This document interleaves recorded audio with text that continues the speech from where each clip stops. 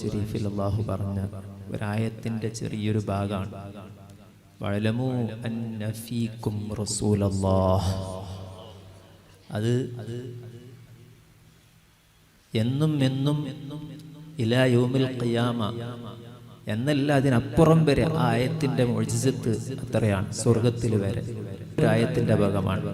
നമ്മുടെ താടി, നമ്മുടെ തലയിൽ കെട്ട്, നമ്മുടെ തല മറക്കുന്നത്, നമ്മൾ മറ്റെന്ത് നന്മകൾ ചെയ്യുന്നതും അതൊക്കെയും വഅലമൂ അന്ന ഫീകും റസൂലല്ലാഹ് സ്വല്ലല്ലാഹു അലൈഹി വസല്ലമ തങ്ങൾ നമ്മിലുണ്ട് എന്ന് ബഹുമാനപ്പെട്ട അബൂബക്കർ സിദ്ദീഖ് റളിയല്ലാഹു അൻഹു ഹബീബായ റസൂലുള്ളാഹി സ്വല്ലല്ലാഹു അലൈഹി വസല്ലമ തങ്ങൾ വഫാത്തായി കിടക്കുമ്പോൾ വന്നിട്ട് അവിടുത്തെ മുത്തിയിട്ട് പറഞ്ഞു, തിബ്ത ഹയ്യൻ വമയ്യിതൻ യാ റസൂലല്ലാഹ്. നേരെ വിളിച്ചുകൊണ്ടാ പറഞ്ഞത്, വഫാത്തായി കിടക്കുന്ന തങ്ങളെ വിളിച്ചുകൊണ്ടാ പറഞ്ഞത്. തിബ്ത തങ്ങൾ ഹയ്യൻ വമയ്യിതൻ യാ റസൂലല്ലാഹ്. അതാണ് ഇവിടെ അല്ലാഹു തആല പറഞ്ഞത്.